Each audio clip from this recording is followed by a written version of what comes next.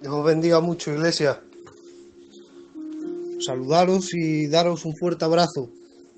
Amén. Fuerte abrazo mío y de toda mi casa.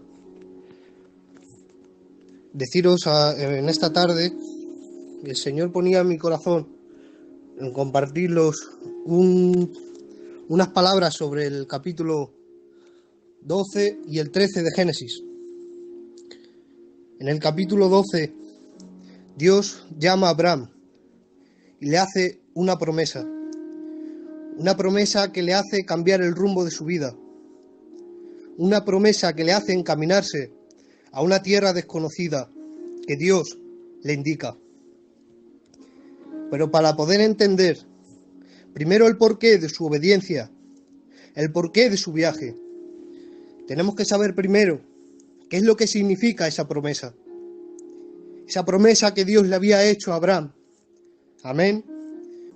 Miren, sabemos que su mujer Sarai era una mujer estéril y no le podía dar descendencia a su marido. Pero Dios, en su promesa, le dice que será padre de numerosos descendientes. También le dice el Señor: te bendeciré. Y así lo hizo el Señor. En todo el peregrinaje de Abraham en la tierra, lo bendijo temporalmente, dándole su provisión. Pero también le dio el Señor una bendición eterna, pues dice la palabra que a Abraham le fue contado por justicia, por creer a Jehová. También le dijo: engrandeceré tu nombre.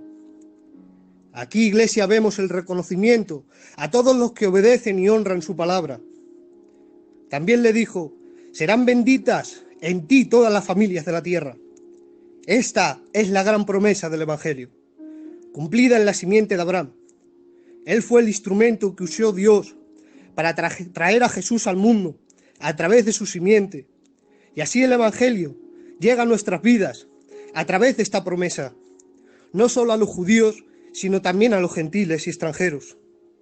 A través de esta promesa llega la salvación a nuestras vidas, a través de la sangre de Cristo. Como dice Gálatas capítulo 3, versos del 6 al 9. Así Abraham creyó a Dios y le fue contado por justicia. Sabed, por tanto, que los que son de fe, estos son hijos de Abraham. Y la Escritura, previendo que Dios había de justificar por la fe a los gentiles, dio de antemano la buena nueva a Abraham, diciendo: en ti serán benditas todas las naciones.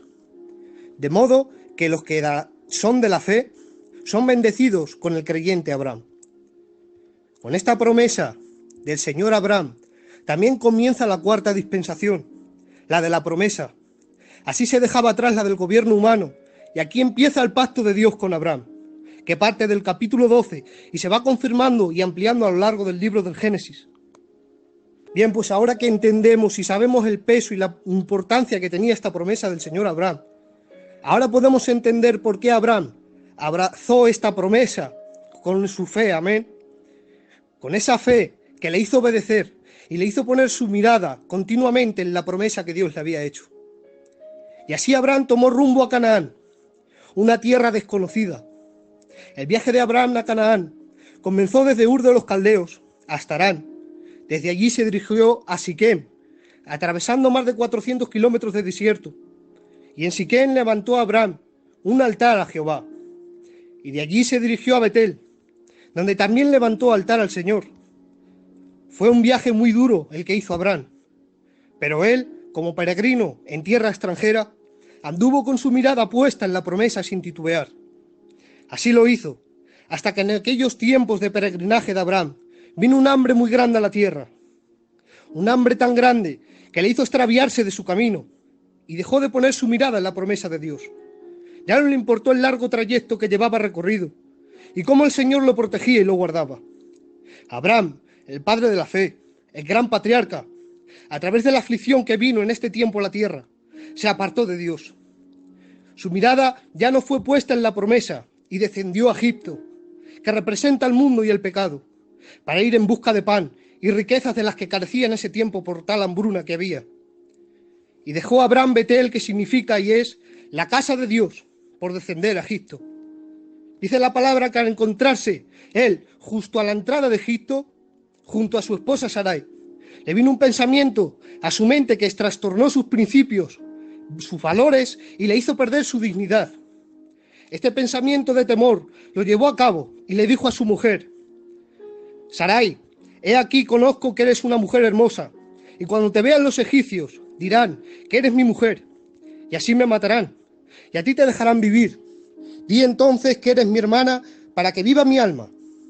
Dense cuenta, iglesia, cómo el engaño y la mentira del pecado trastornó y dejó completamente desnudo a Abraham, aquel que Dios lo vistió de justicia por su fe.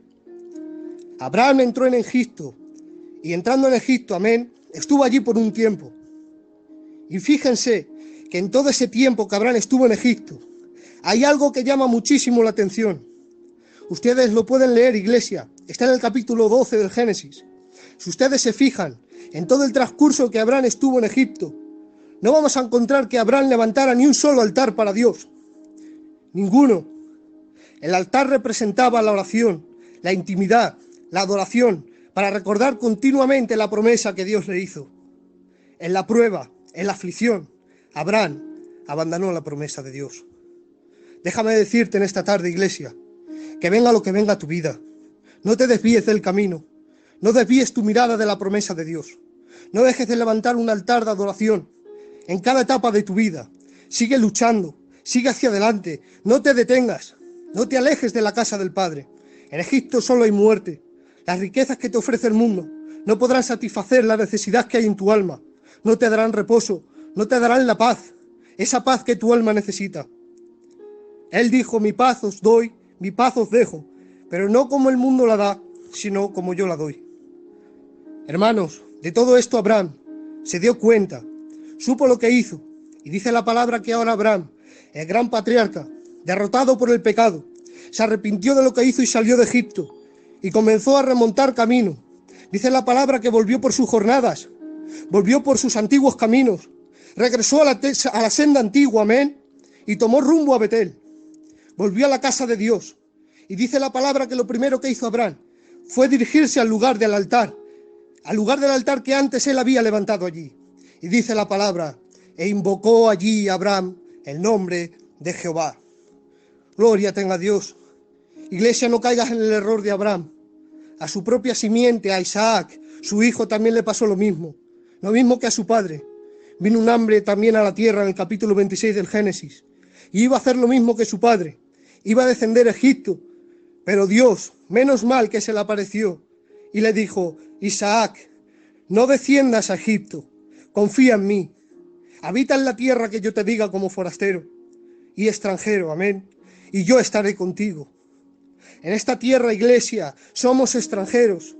Nuestros días aquí son como una sombra pasajera que no dura, que hoy está y mañana no. Dice el capítulo 11 de Hebreos que la fe es la certeza de lo que se espera y la convicción de lo que no se ve. Tenemos que estar, amén, tenemos que tener y estar, amén, nuestra mirada puesta en la promesa, como hizo Enoc, que por la fe fue traspuesto para no ver muerte, como hizo Noé, que por la fe fue advertido acerca de cosas que aún no se veían, como hizo también Moisés, que por la fe rehusó llamarse hijo de la hija del faraón, escogiendo antes ser maltratado por el pueblo de Dios que gozar de los deleites temporales del pecado, teniendo por mayores riquezas el vituperio de Cristo que los tesoros de los egipcios, porque tenía puesta su mirada en el galardón, en la promesa, en la misma promesa que nosotros tenemos hoy en Cristo, porque la promesa de Abraham es la nuestra. Como dijo Jesús en el capítulo 8, verso 56 del libro de Juan: Abraham vuestro padre se gozó de que había de ver mi día, y lo vio y se gozó. Amén. Que Dios le bendiga mucho, iglesia. Tengamos siempre nuestra mirada puesta en su promesa. Y adelante en el nombre de Jesús.